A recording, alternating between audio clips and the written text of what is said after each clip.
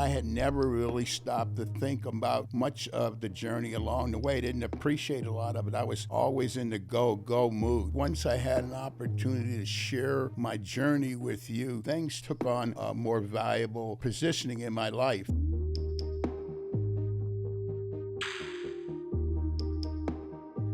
You know, I think about it on a pretty regular basis, how glad I am that I took Shaka Smart up on his invitation to come to practice that one day.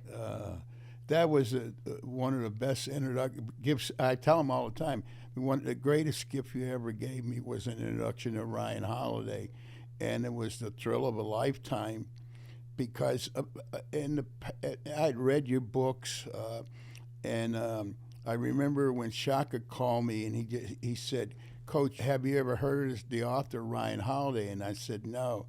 And he said, "Well, I'm reading one of his books now, and I bought an extra one for you, and I think it's right down your alley." And so we met and we talked about you, and then he set up the arrangement for us. He asked me, he said, "Hey, would you be interested in meeting him?" Because I was coming down to do a staff retreat for him. Yeah. And he asked me, would I be interested in meeting you? I said, "Absolutely." And so then, of course, we set up the dinner.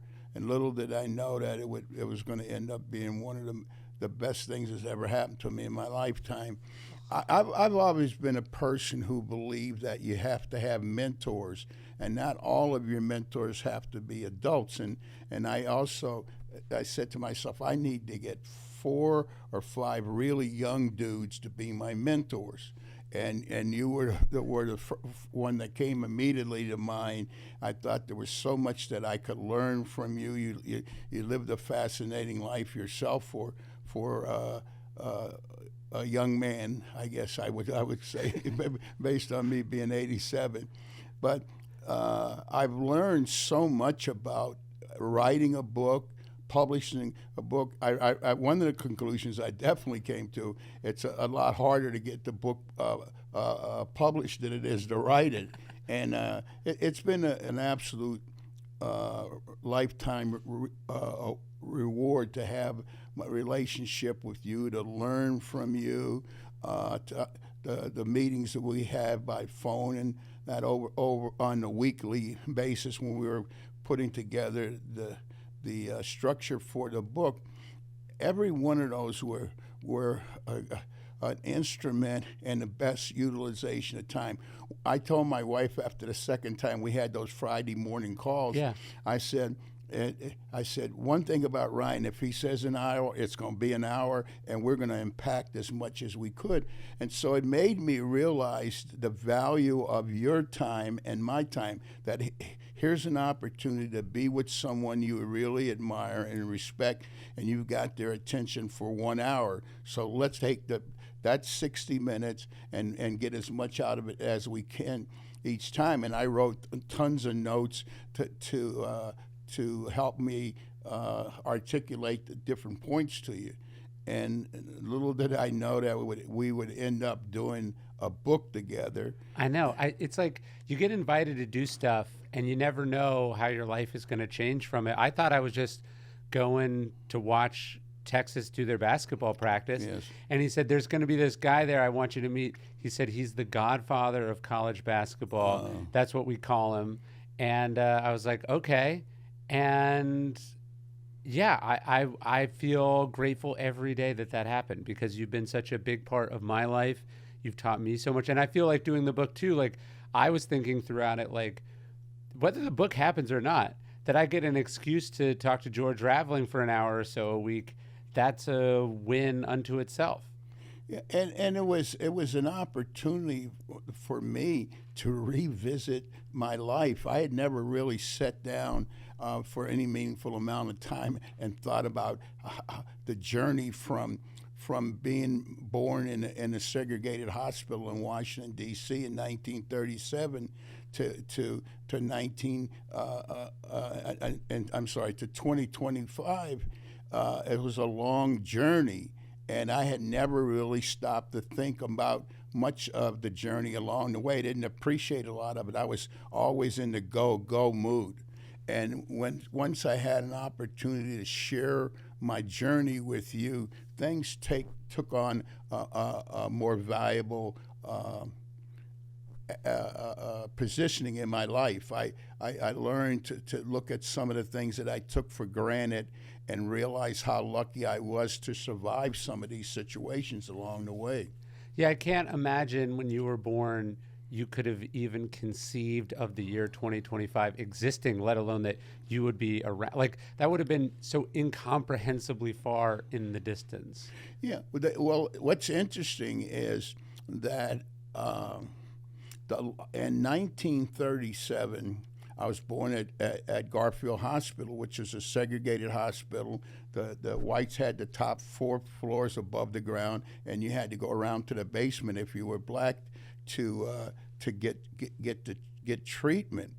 And at that time, the life expectancy of a black male in the United States was 44 years. And now if you go and you look at the life expectancy of an 87-year-old black man, it's 77%. So I beat the odds on both of them. Yeah. Yeah. It's, although speaking of mentors, do you remember that time we went and spent an afternoon with somebody who was older than both of us? You came out to Austin and we sat in Richard Overton's house. Oh, yes. He was 112. That was one of the great experiences of my lifetime. Me too. To sit there and here's this guy. Was he 106 at the time? I think he was 110 or 111. Yeah, I can still see us driving up to his front of his house, and he's sitting up there on the porch in a rocking chair, and he's got smoking a cigar and that. And once he started to talk about his life, I just froze. I couldn't imagine that he was still such a vibrant individual and had a marvelous story to tell.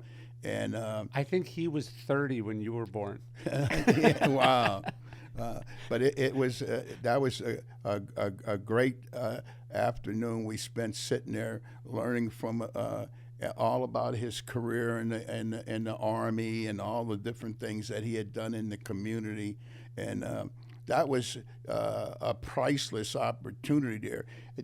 As the years moved forward, I realized and appreciated more than ever what he had done with his life. Yeah. Yeah, you realize, like, he went and fought for a country, I mean, as did you, that, you know, treated him as a second-class citizen. Yes. And so when you can kind of wrap your head, it can sometimes it feels like society isn't making progress. It can feel like things aren't the way they should be, which they're not. But then when you can see over the course of one person's life the change, that's one of my favorite parts of the book, where you're sort of listing some of the things that happened in the course of your life, whether it's, you know, wars that happened, natural disasters that happened, things that were invented. It's just I mean, you, as a little boy, you sat out the window and watched the streetcar go by. Yes. And then here we are in 2025. Just the arc of that's amazing to me. People said, "Well, I often ask you, when you were growing up, did you ever dream about being a basketball coach?" And honestly, in those days, black people didn't have the luxury to dream. Every day was about survival. Sure. And so I never dreamed about being a coach, to being a player, any of those things.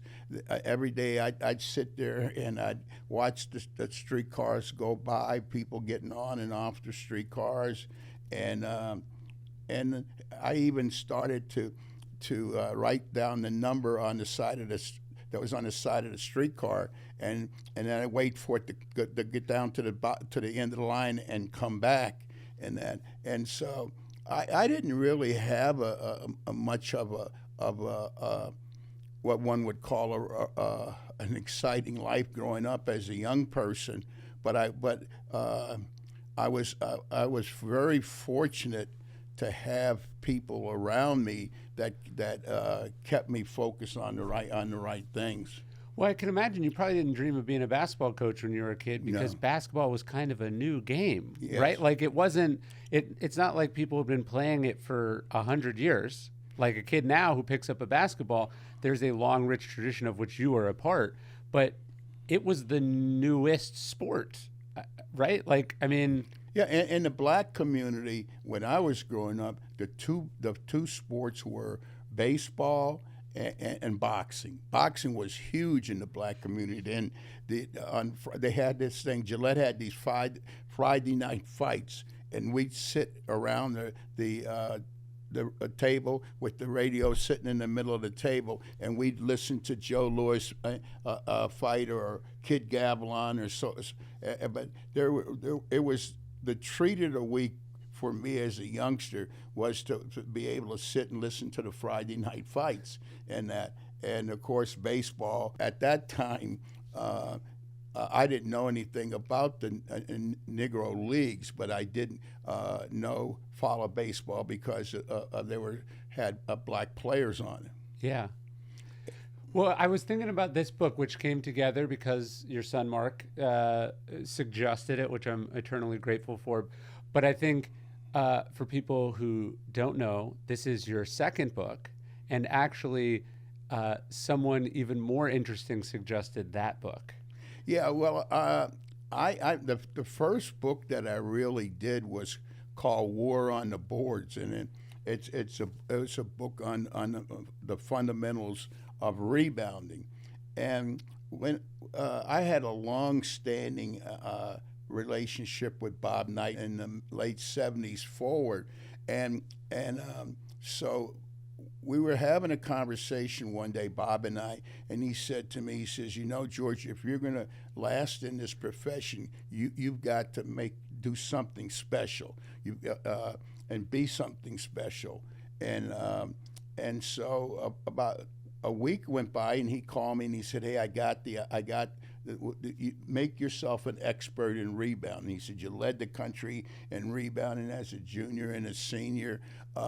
So you've got the background for it." He said, "I checked with the Library of Congress. There's never been a book ever written on rebounding." And so then I went to work on putting together the book. The title War on the Boards, actually a friend of mine, Murray Arnold, was the one who gave me the title for the book. And so over the years, I've sold over 1 million copies of that book at clinics and bookstores. People, even to this day, people still ask me, "Hey, do you have a copy of War on the Boards?" And so it ended up being a bestseller for me over the course of a long period of time. Yeah, and that your interest in rebounding was a similar thing to that advice from Bobby Knight, which is, I remember you telling me that you felt like if you could get rebounds, you'd get playing time. Yes. Which is, I think there's a lesson there for young people, which is find something that adds value that you can specialize in that other people are neglecting. Right. I felt that if I could lead the team in rebounding, I would get a lot of playing time because possession of the basketball is paramount. And so I started to put more emphasis on rebounding than on scoring or in defense. And I would set a goal for my game before the game. I want to get 15 rebounds or so forth. And so over the course of time, I started to realize about positioning to get the ball. As soon as the shot is leaving the hand, that's my key to react and try to get myself in a position to rebound the ball. And I've always felt that if you're the best rebounder on the team or you're the best defender, you're going to get playing time. The coach is going to play his best defender. He's going to play his best rebounder, and so that was my way of creating value to stay on the floor as a basketball player. Now in high school, I scored a lot of points, but at that time, I was really just starting to realize that I had some unusual talent in basketball. And so I realized that I could probably do well in the game if I was the best rebounder And so I started to make that my identification as a player, to be the best rebounder in the game, to be the best rebounder in the country. One game, which is still hard for me to believe, I had one game in high school, I mean in college, I had 35 rebounds in a game. So you can imagine there must have been a lot of bad shots in those days. But I continued to really love the game, understand that there's a unique role for someone of my ability, and so by the time I was a senior, one of my At Villanova? At Villanova, I had worked myself up to where I was the leading rebounder in the country, and we also finished in the top 25 in the poll. So I felt like that I might not have been the best scorer, I might not have been the best a shooter, but I was the best rebounder, and that was something that I felt like I could do to earn my way on the floor. Yeah, I imagine, because one of the funniest stories you told me was that both you and your grandmother didn't believe it when someone came and said, "Hey, we want to offer you a college scholarship to play basketball." But I can imagine by the time you're the leading rebounder in the country, it started to make a little bit more sense to you. You got what they had seen in you, and you got the exchange in value there that made sense to you. It wasn't just playing time, but you see, I'm paying my way by jumping for these balls that other players aren't going for. Yeah, it was a way of taking advantage of this unique situation because of the fact that I was a good rebounder and high school scorer. I was able to get a scholarship, which at that time I had no idea what a scholarship was. We were playing this team, St. Rose of Carbondale, and I was at St. Michael's at that time, and after the game, I come out of the locker room, and there's a gentleman comes up to me, and he hands me his business card. He says, "Hi, my name is Jack Ramsey. I'm the coach at St. Joe's, and we're really interested in you and offering you a scholarship in that." And in those days, as a young person, you were taught to be seen and not talk. So I just listened, and then he said, "We're going to continue to come to your games, and we're going to offer you a scholarship." So when we got on a bus to go back to the school, my high school coach said to me, "Who was that guy you were talking to?" And I showed him the card, and he said, "What did he say?" I said, "He told me that he's been following me and that he's going to offer me a scholarship to St. Joe's." And he said, "He did?" I said, "Yeah." And I said, "Coach, what's a scholarship?" And I had no idea that you could have your education paid for in return for doing your best in a particular sport, Sure. which was basketball. And so when I told my grandma about the scholarship, she couldn't comprehend the thing at all. And when I was telling her what had happened, she said she was very silent. I says, "Dear," we called her Dear. I said, "Dear, why are you so quiet?"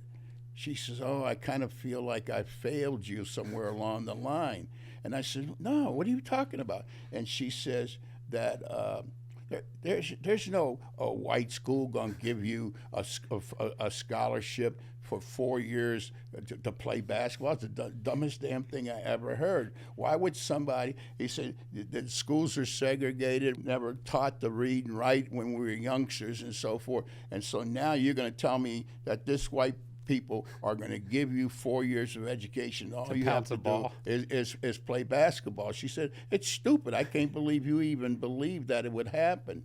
I mean, she was probably born in the 1800s, right? Yes. Like the idea of the game was probably silly to her, let alone that it would. Yeah, it must have been outside her ability to conceive of. You know, one of the things just popped into my senior year. She finally came to a game, and with my cousin and my mom, and so they were teasing her after the game because they said, "George, Dear didn't even know that you're only supposed to cheer for the team that your child's on." And I said every time a basket would be scored, she would be clapping for both teams in that.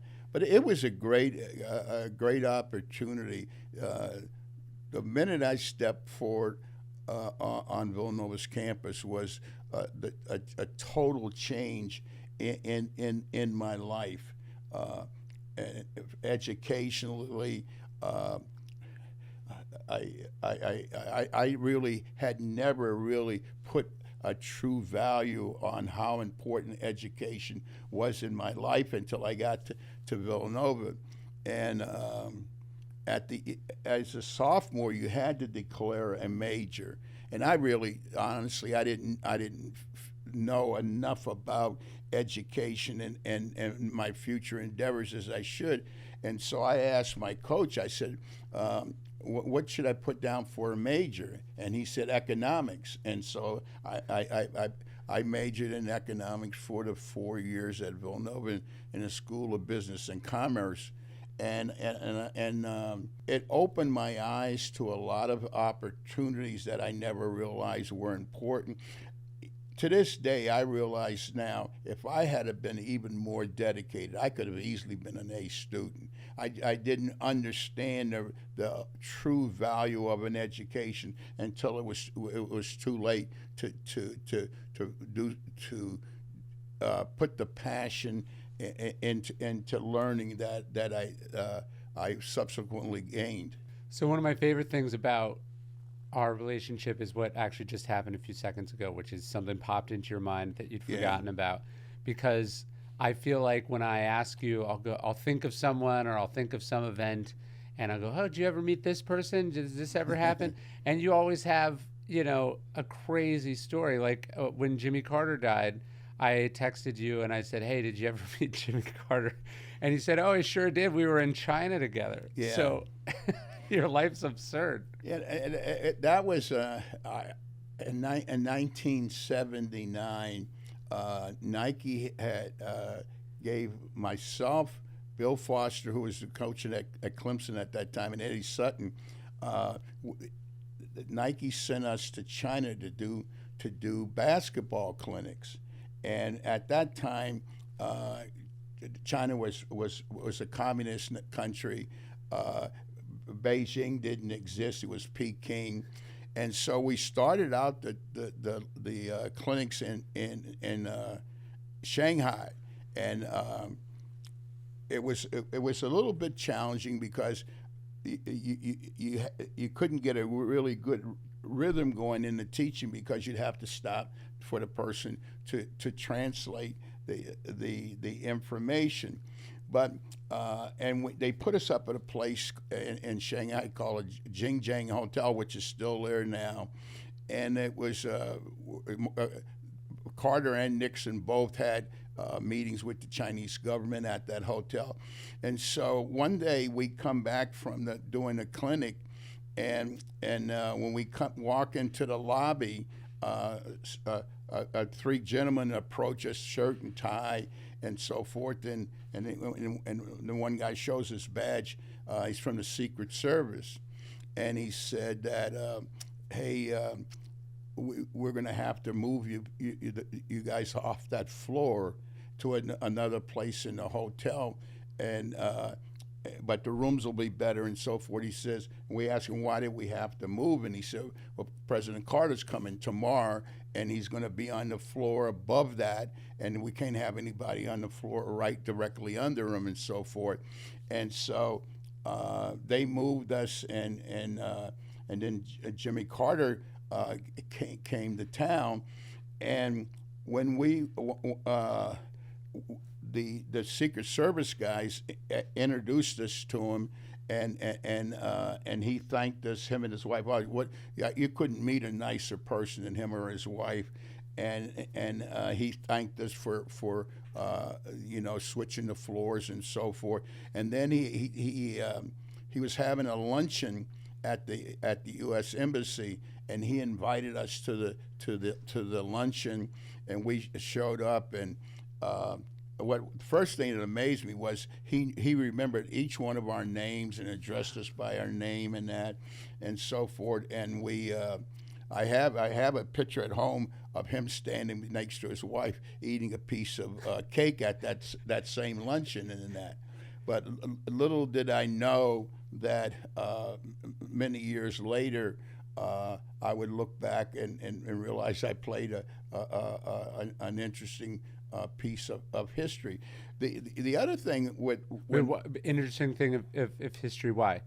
well, because first of all, on that same trip, we end up the trip in Beijing, and sorry, in Peking, and we get to Peking, and we're doing the clinics, and we also the tour guide and our interpreter took us down to Tiananmen Square, and we go down to Tiananmen Square, and we're taking pictures and so forth, and the crowd starts to gather around us, people just staring at us and so forth, and an elderly gentleman steps out of the crowd, and he picks up my hand, and he goes like that, and Bill, I remember Bill Foster's wife she was highly insulted, and I said, no, I get it. He's never seen a black person before in his life,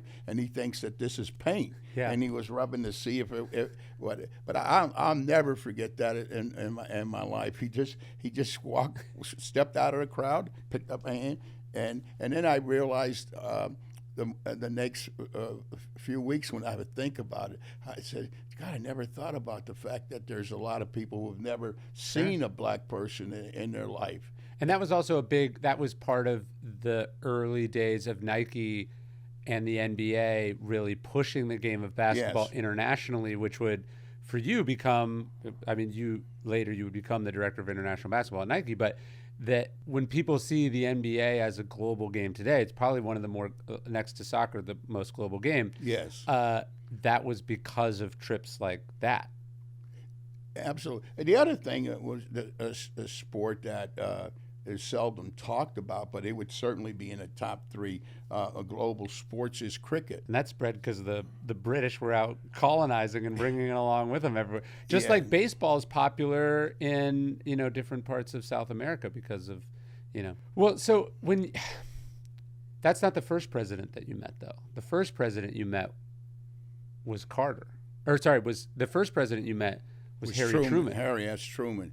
Yeah, well, look, when I was a senior at Villanova, I get picked to play in the East-West All-Star game, which was held in Kansas City. And at that time, it was the only college basketball All-Star game around. And so I got selected to play in that game. And when we were in Kansas City, President Truman invited both teams out to have a lunch with them at his home. And so when we walked in, his office was like the replica of the Oval Office. Oh, at the library. At the library, yes. And so when we met with him, he was just he accepted us in such a graceful manner and talked to us. But on the way out, he had just completed a 2-volume book on his presidency and that. And so on the way out, we noticed there was a big table there with books stacked on them, and he had given each of the players a 2-volume set of books. And if it was here right now, I could open it up, and it says to George A. Raveling from Harry S. Truman, and it puts the date there. And so that became one of my most valuable possessions ever, because how many people can say that they have a personally signed book from a president of the United States? And I actually ended up being a place where I helped. That's where you put the speech, right? Actually, the King's speech became located inside of one of Harry S. Truman's books. And I felt, well, putting it in a book, one, I'll never forget where it is if I'm looking for it. You're not going to throw that out right, anytime you're not soon. going to throw that out. And so that became the early storage vault for the speech. At that time, the speech hadn't taken on the historic significance that it ultimately would.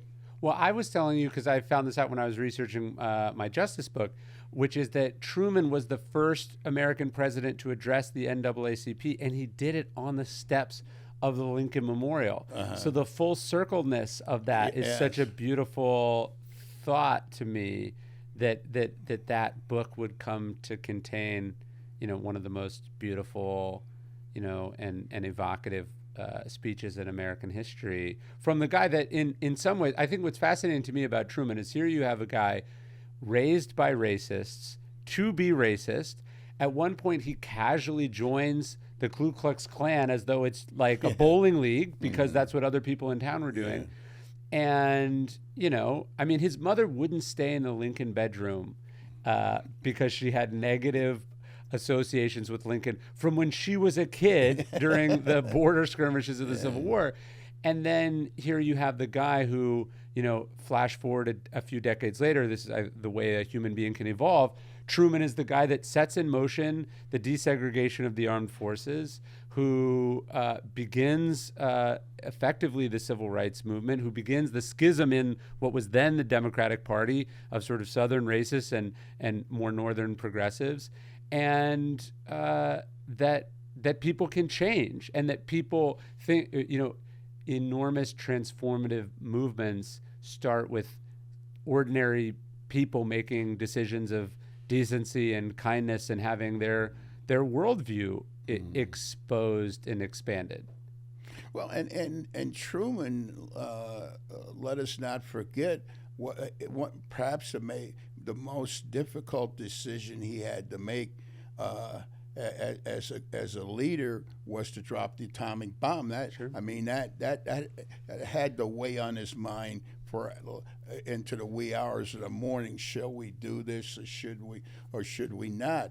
And most times when people talk about President Truman, they don't reference the fact that he was the one who okayed the atomic bomb. Well, yeah, I'm just thinking about that now. Yeah, you shook hands with the only human being to use a nuclear weapon. Also came from a small town. No one would have expected these kinds of things from. Just what's fascinating to me about your life is the extraordinary people and extraordinary moments that it intersected with. I mean, so you shake hands with the guy that drops an atomic bomb.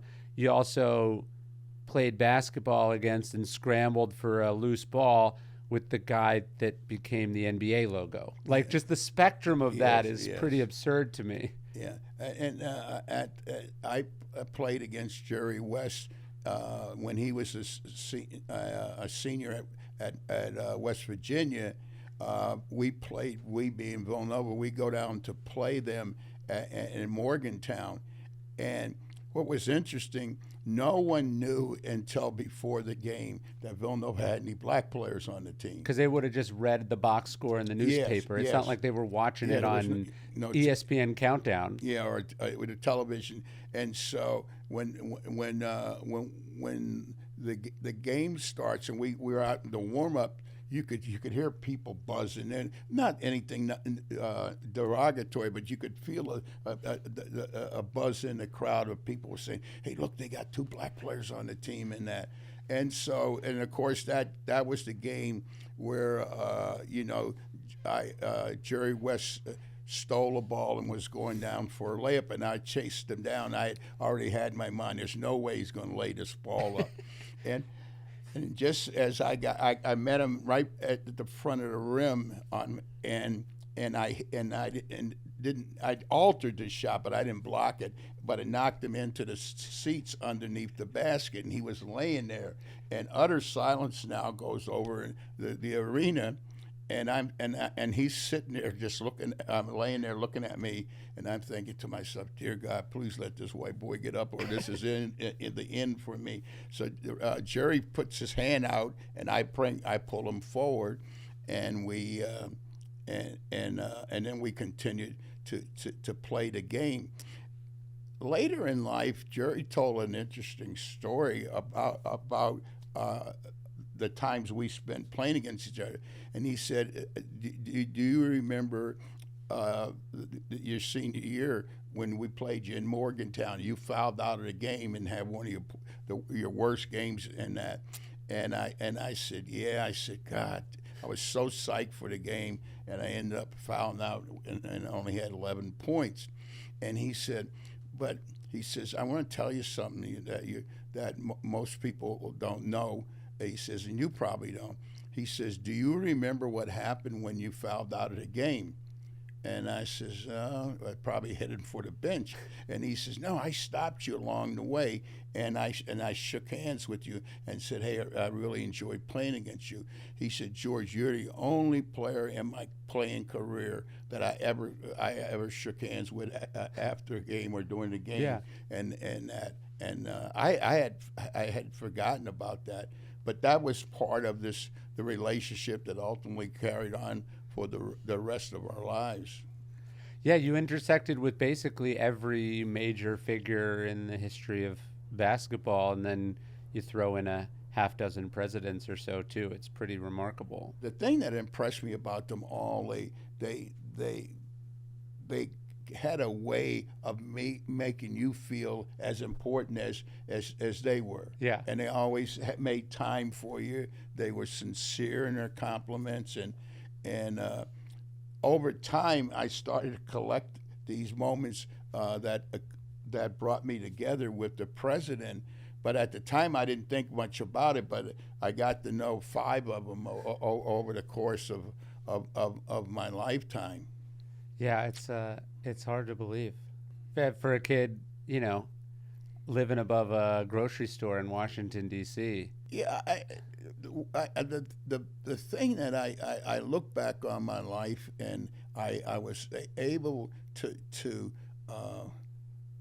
win the approval of a lot of people who then in turn turned to help mentor me. Yeah. or give me an opportunity. When I went, and certainly, one of the best things that ever happened to me in my adult life was the opportunity to work at Nike. Yeah.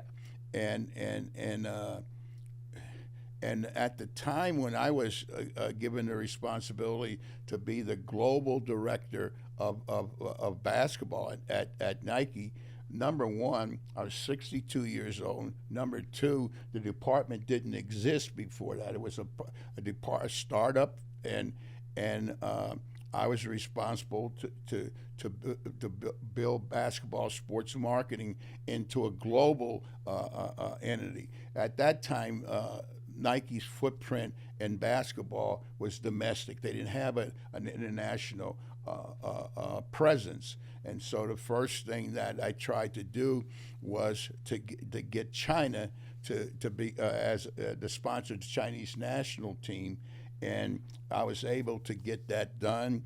And subsequently along the way we ended up signing about a 20-year deal with them. But that allowed me to get into China and I was keenly aware that basketball was the number one sport in China. Basketball came to China shortly after the missionaries came from Springfield, and that's to this day that basketball is still the number one sport in China.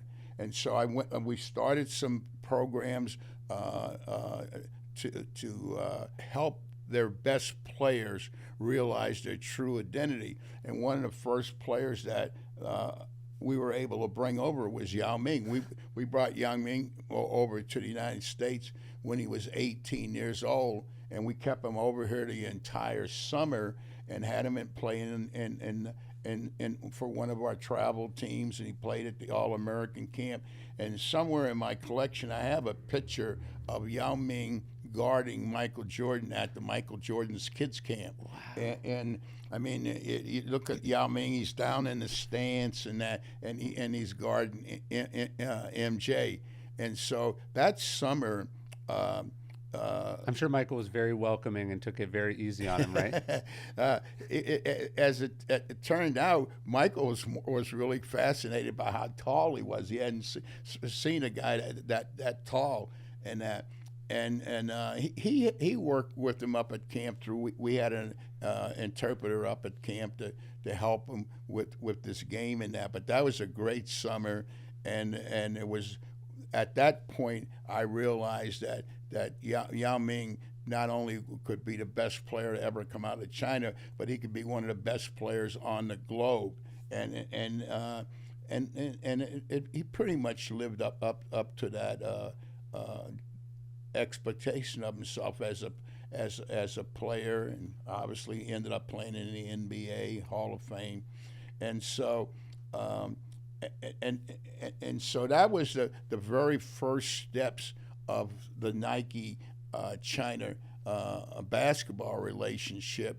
And then we started doing a basketball camp over there every year, and then we did camps for their coaches, and we were able to really make some meaningful steps forward, because what we were doing is investing in their future. We weren't trying to buy anything from them or get anything from them. We were trying to make sure that they were on the right track toward the future. Talk to me about your journaling habit, because one of the texts that you sent me that affected me very deeply, you just sent me this sort of page in your journal where you'd ask this question. You said, "What am I made for?" And then you'd put down these bullets, sort of ruminating on that most essential of questions, which is like, why are we here? What is the meaning of life? What are we supposed to make of this gift that we've been given? And that's what ultimately became the book, but that came out of your journaling practice. I started journaling in 1972 when I was at Washington State. I would underline things in books or write notes to myself, and then once a week I'd give them to my secretary, and I'd ask her to type these out, and then I put them in plastic sheets and kept. So I have every journal I kept from 1972 to this day. Now I have all those journals year by year, and the last, I'd say 8 or 9 years, I've done most of the transcribing myself. I take a 2 or 3 hours on a Sunday, and I sit down and I write my notes out in my journal from things that I've learned or read in books. And so and you collect this into like a single. And then I collect that into a single journey for the year, and that. I actually have one of them here if you want to. Oh, I'd love to see it. Does he have one of his journals? The tan book with the notes in it. Yeah, they call that a commonplace book, like a sort of. I'm sorry. A collection of thoughts and ideas and inspirations. That's what you're keeping? Yeah. So as you can see, it says on there 2020, but this is one of the books this is when I stopped doing the typing and started to collect information on the and kept my notes. So I have one of these for every year, but here I kind of took my own way of keeping notes and that, and so I have like I said, I have every year since 1972. I have these journals, and they're a great reference for me when I'm speaking or writing an article or something like that. But this is the earlier ones in the 70s were 3-ring binders. Yeah. And there's a line in Jewish culture. They say, we keep the Sabbath, but mostly the Sabbath keeps us. And I think there's something about keeping a journal where, you are keeping the journal, but the journal is helping you keep it together. Yes. Keeps your thoughts organized. It calms you down. It gives you perspective. It gives you a little space. Even if you never go back through it ever again, it was the act of doing it that gives you most of the value. Yeah, and that's so true, because I actually looked forward to it. I would come across bits of information that I thought were really relevant, and I'd write down notes to myself, and then once a week I would go back and to my journal, and I'd make the entries in there, and so it became a great source of learning for me, because I could go back and refer to things, and if I were going to do a talk on the relevance of truth, and over the years I probably have 100-page notes just on truth, where I wrote them into the journal and so forth. But it struck me as interesting that even in your 80s, you were still thinking about like why you're here. What is the purpose of this? It strikes me that realization you had, that you basically doubled the life expectancy that was predicted for you at your birth, that you're sort of like, well, I got 2 lives. How am I going to spend it? What am I going to have to show for this? How do I like Seneca has this line about how a lot of old people have nothing to show for their age, but a high number of years. Mm-hmm. And it seems like you're really fascinated and feel compelled to have answers to those kinds of questions about what you used it for. Yeah, I really, when I ask myself, why, who am I think I'm one of God's disciples, and I felt that the reason I'm on earth is to serve the needs of others, to help people live a better life. I've always believed this: if you help enough people get what they want, you'll always get what you want. Yeah. And so over the years, I've always tried to find ways to serve the needs of others, and as a result, they came back to pay me or later in life, or reward me later in life. That's what's fascinating about the career of George Raveling, because look, you were the highest, the most rebounds in the country. You coached at some really good schools. You won a lot of games. But primarily, I think when people think of your legacy, they don't think how many points you scored or how many, what the standings of your teams were. Your legacy, to me at least, is primarily in other people, or it's in something like the game of basketball being now a global international game. Your coaching tree and the ripples of your career are much bigger than anything you individually did. Even though your accomplishments in that regard are pretty impressive too, but primarily it's what you did for others or helped others do that I think is the most impressive part of the career of George Raveling. Yeah.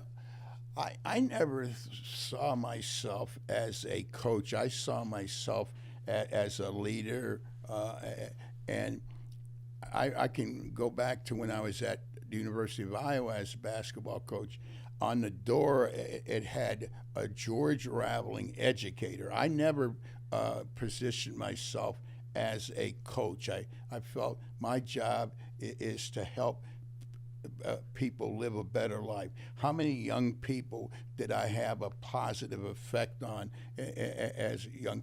How many people were I able to assist in realizing their dreams and aspirations in life?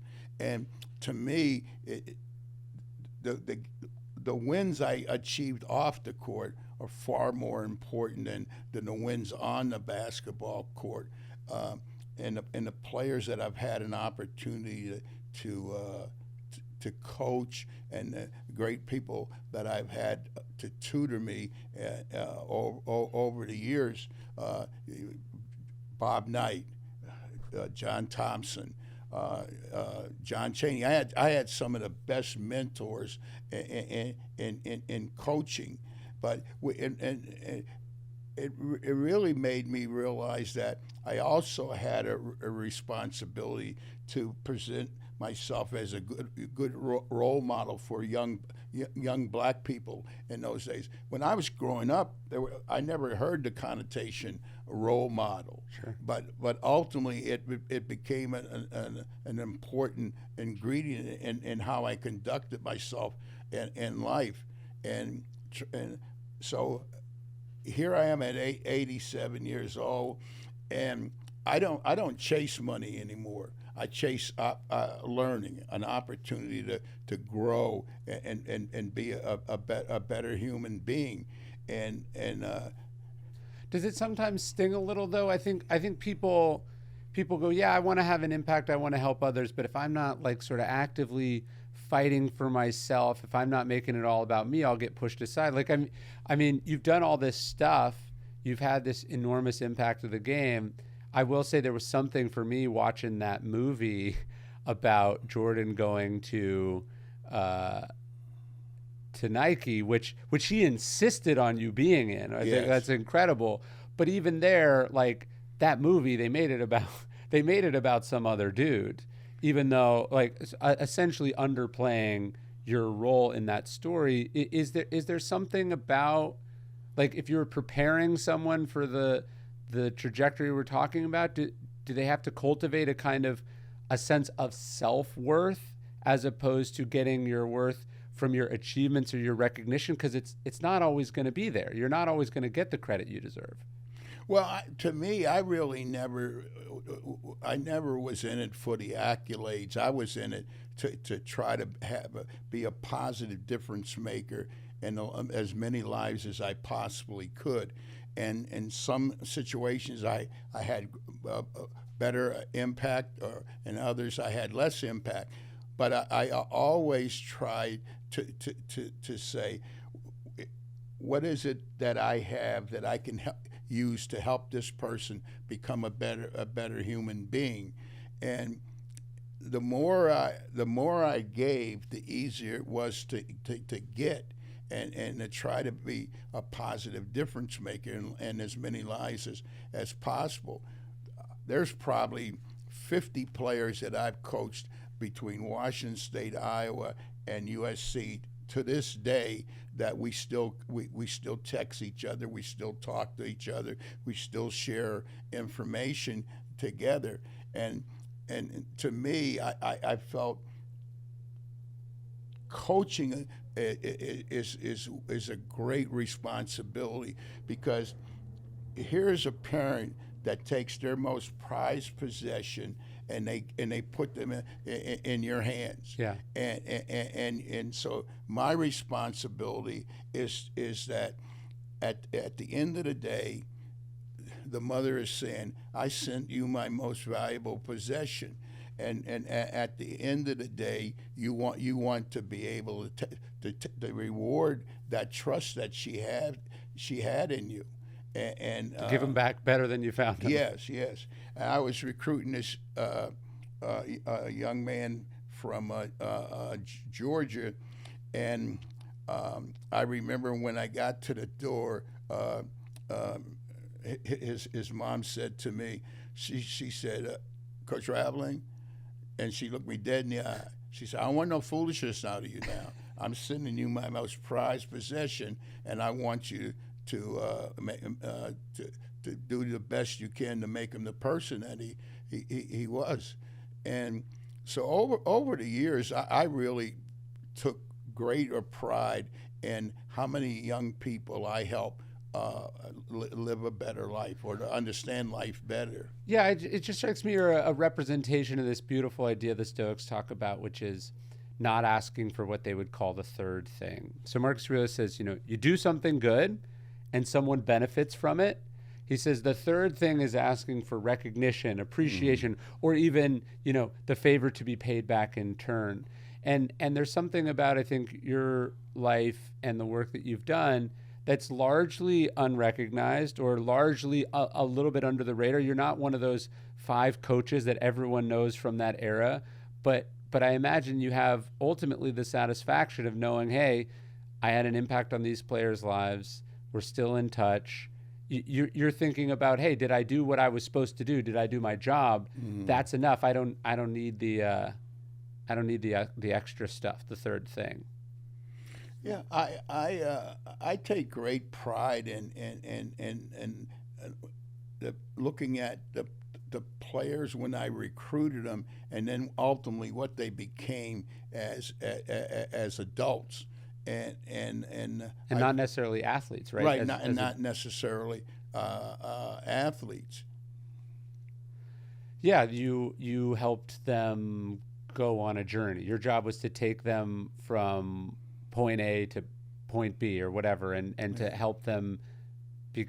And in some ways, you're paying forward what Father Nadine did and Jack Ramsey and what these other coaches did for you as a young man trying to make your way in the world. There's something I think about being a mentor.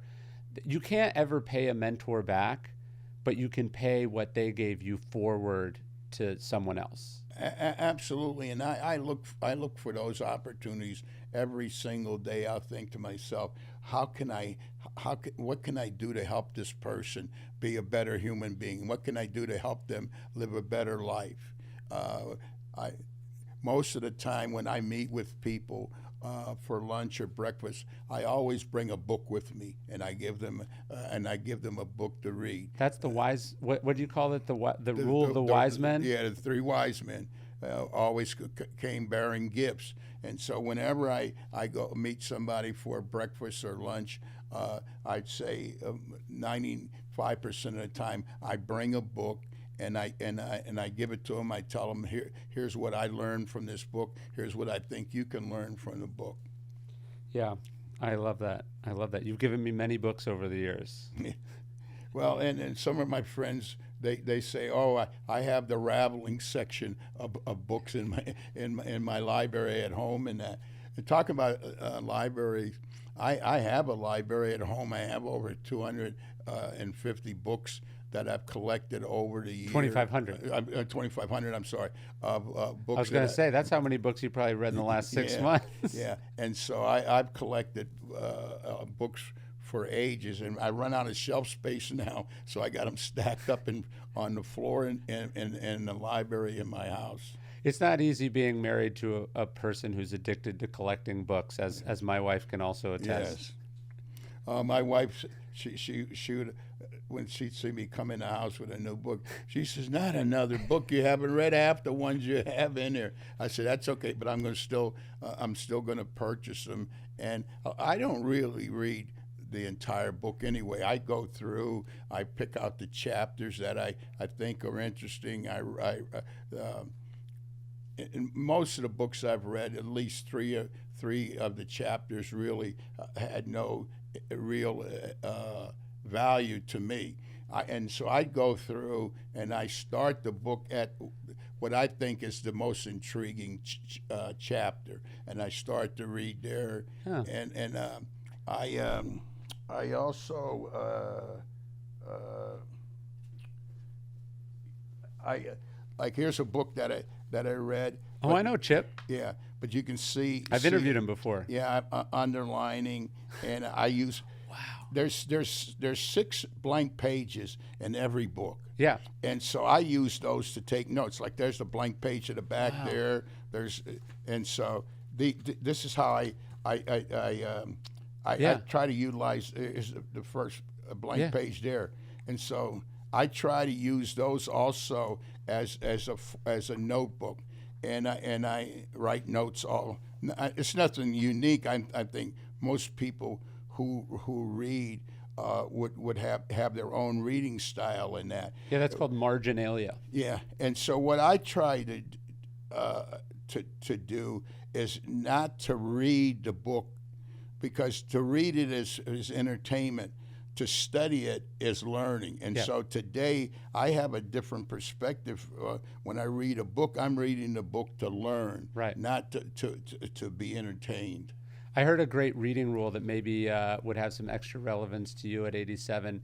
So the rule, people go, should you quit books you don't like? How much time should you give a book to see if you like it? And the rule is you give every book you read 100 pages minus your age. So as you get older, you got to be more cutthroat. Yes. And I think that's actually kind of a superpower too. Life's too short to read bad books. Yes. If it sucks, quit. if it's not right for you at this moment, put it down, come back to it. Yes. But you got to learn to be a discerning reader, because as an author, I know, like, my job is to write an entertaining book, is to communicate the ideas effectively and compellingly. And if the author's not doing it, that's their fault, not my fault. Yeah. There's a joke about one of the Stoics. He hears this student bragging about having read this, big, thick, boring book. And he was talking about another Stoic named Chrysippus. And Epictetus, the Stoic, comes up and he goes, if he had been a better writer, you'd have less to brag about. The books, as I buy them, I usually try to read 4 books at the same time. Wow. And so if I get bored with one, I just go to the other. I keep 4 books by my bed all the time. I keep four books in the family room. I have them strategically placed so I can just pick them up at any time and start to go through and read and that. And sometimes a particular book it isn't really entertaining me enough intellectually, so I'll switch to another one.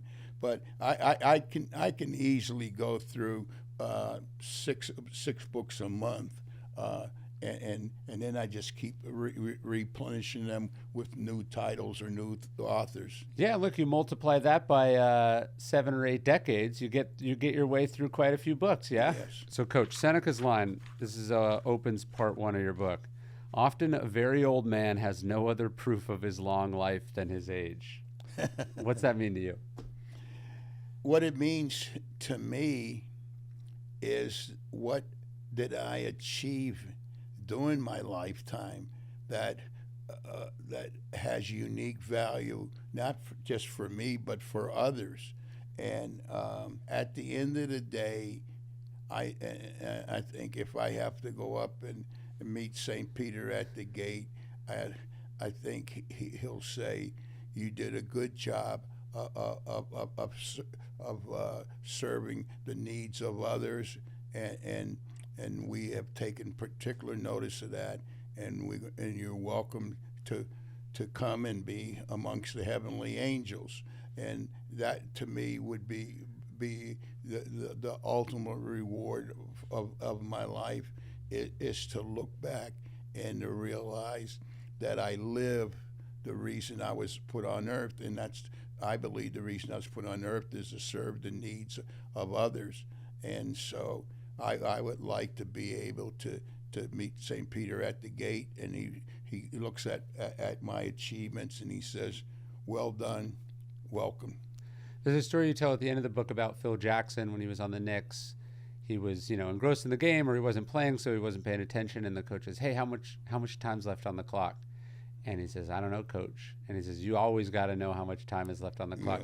Yes. Is that a sensation you get, or you can't lose in your 80s? Is there a sense that time is extra precious? Yes, I feel like I don't have a lot of time left on Earth, but I want to make sure that I don't waste any of this time. That I make wise decisions every day as to how I'm going to live my life. Because to me, the way I look at it, it's the fourth quarter of the game, and there's 8 minutes left. And how what am I going to do to make sure that when the game ends, I'm on the winning on the winning team? Even though we all ultimately lose. Yes. But to me, I try to focus every day on. I'll say, okay, who today can I do something kind for? And sometimes I just send a person a text telling them, what a wonderful human being they are. I try not to let a day go by that I don't tell one person the truth, and the truth is, I love you. And as part of that sort of understanding of the fragility and the shortness of life, I imagine that's not just because you're now in your 80s, but also in your 60s, right? Or 50s, you very nearly lost everything in a terrible car accident.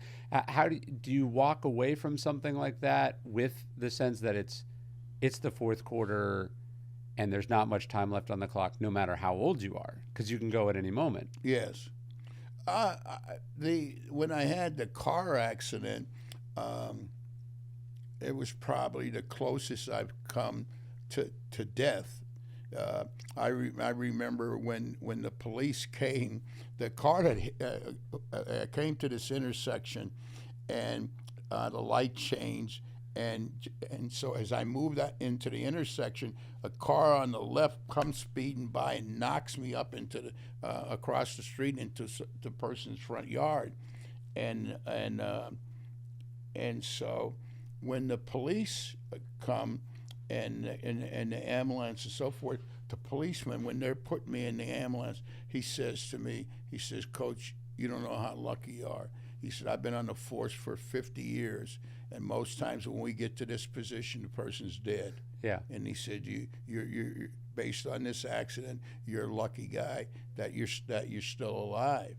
Yeah, but given what life expectancy was when you were born, you were already had like 20 years of bonus time that you'd been playing. It was already overtime by the time you got in that accident, and then it's been decades since then. So you keep defying the odds over and over again.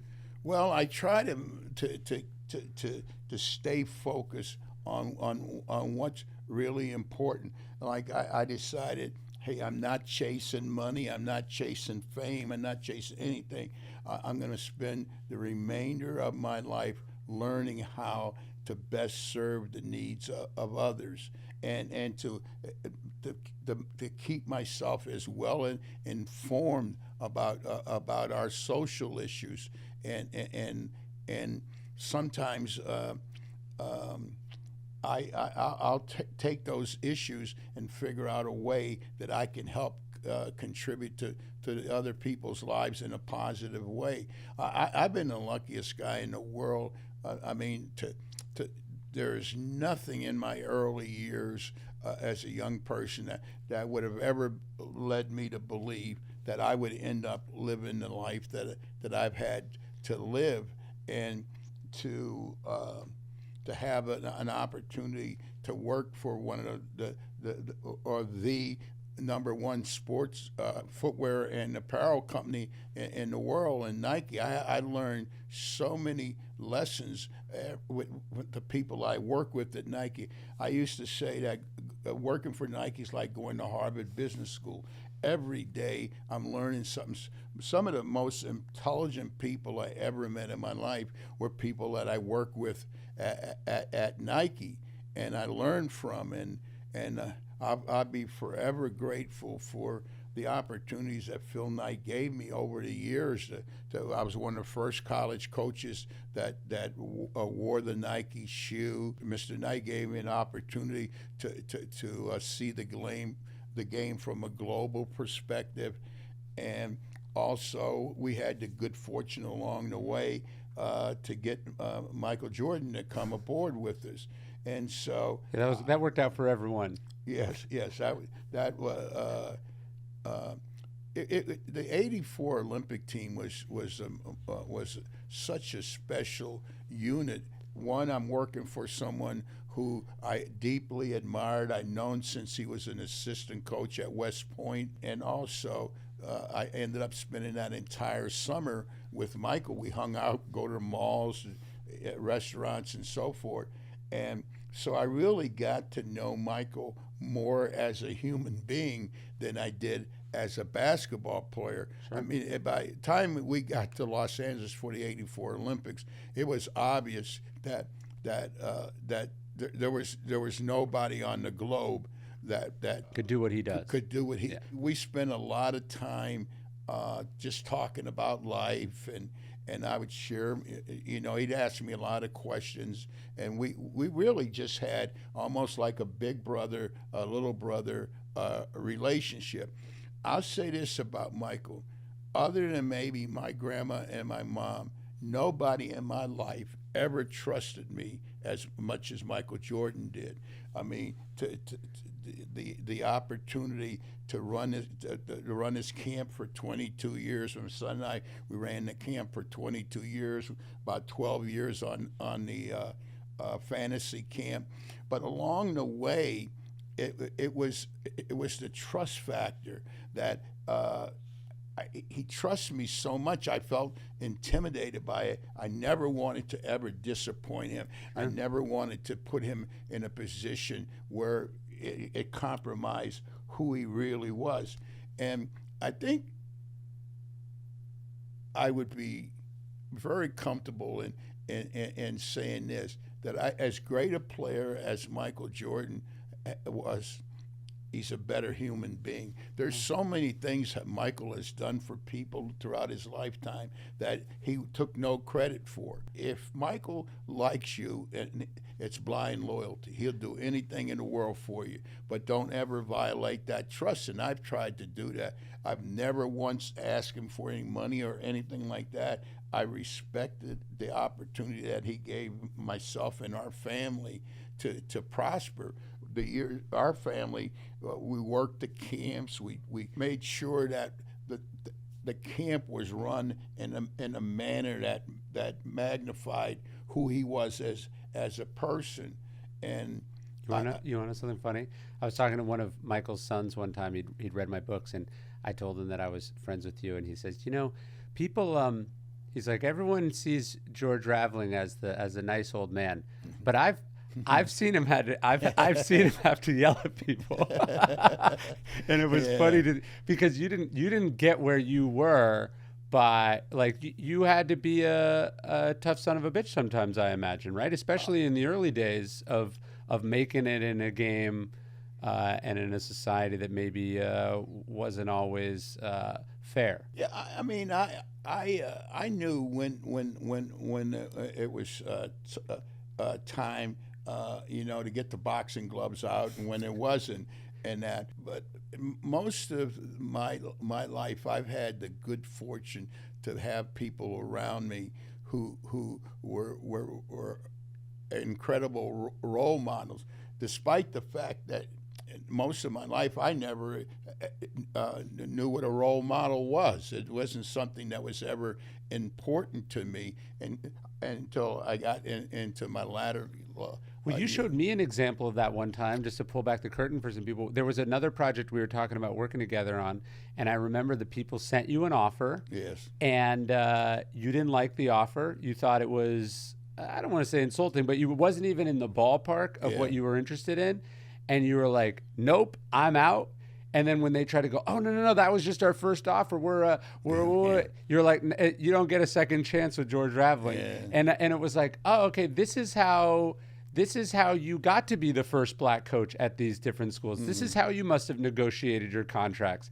This is how you got in the door at Nike. This is what you I'm sure you were in some tough negotiations over the year. It was again sort of that same insight of like, oh, okay, it's not all sunshine and kittens, but you got to be a good advocate for yourself. You got to know what you're worth, and you got to stand up for yourself. Absolutely. And those were difficult lessons for me to learn, because as I came along, I just kind of took life on a day-to-day basis. I didn't think about the future as much as I needed to.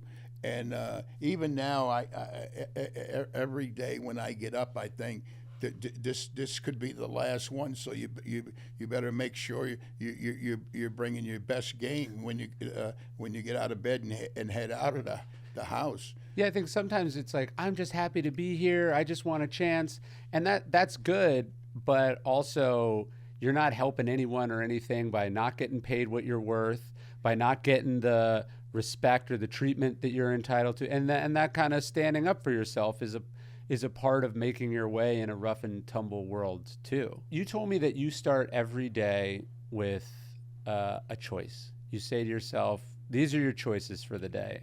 Walk me through that. Well, it's part of what I call a win the day strategy. So when I get up in the morning, the first, and when I put my feet on the floor beside me in the bed, room, I think to myself, okay, today you've got two choices and no other choice. You can either be happy or you can be very happy, but none of the other. And so I try to start my day out with in a positive mental frame of mind, and then during the day, I to win the day, I want to be able to be in control of my energy, my environment, my reading, my thinking.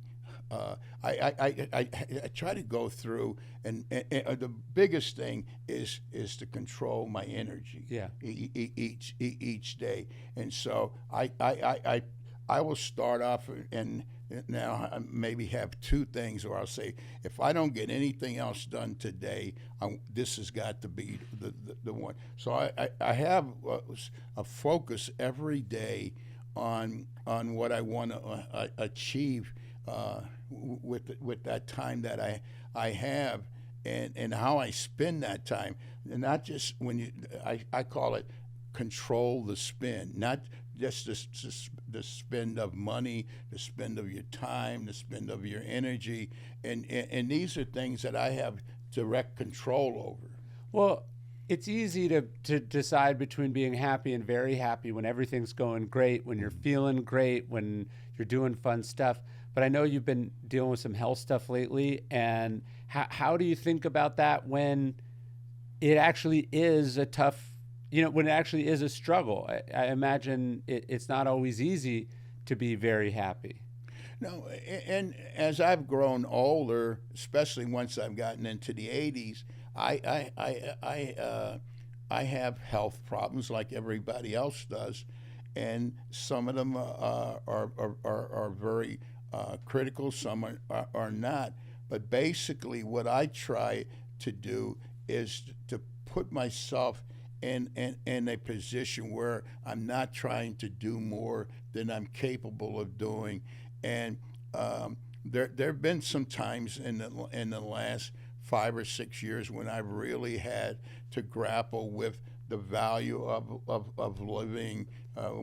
If as I continue along the journey, is it going to be worthwhile? Sometimes in my mind, I think I've done about all I can do in life to help other people in that, and so then you start to say, okay, what am I going to do with the rest of my life? And so I feel today that I'm going to give everything I can to help other people to be